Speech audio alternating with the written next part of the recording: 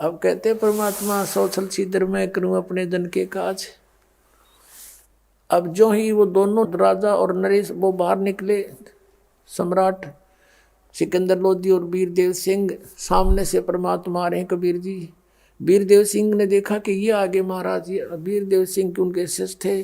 दंडवत प्रणाम की, मुकुट समेत ज्यों का त्यों जमीन पर लेट कर।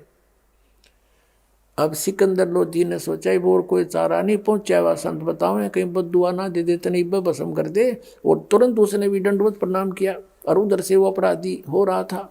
अब जो ही दोनों ने दंडवत प्रणाम किया, परमात्मा ने उनके सिर पे हाथ रखा, आशीर्वाद देते हुए कहा कि हे नरेशो, इस गरीब के सामने आज कैसे पहुंचना हुआ।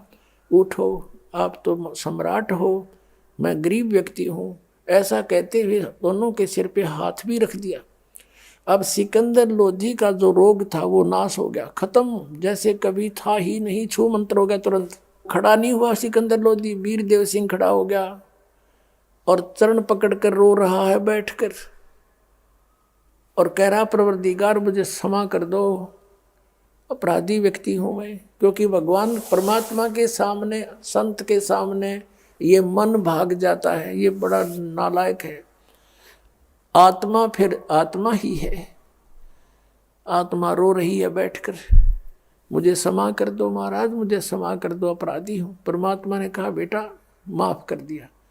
कि नहीं हो सकता, मैं माफ, क्षमा नहीं हो सकती, मेरी इतना अपराध है, मैंने ऐसी गलती की।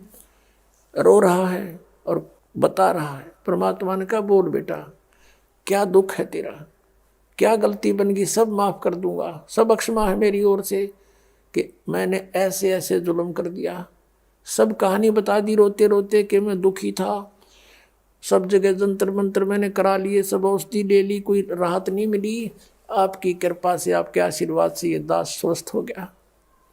हे भगवान, अब मैंने एक अपराध कर दिया, अब मुझे डर लग रहा कि आप मुझे बद्दुआ दोगे, मुझे श्राप दोगे, मैं फिर गल जाऊंगा, मुझे क्षमा कर।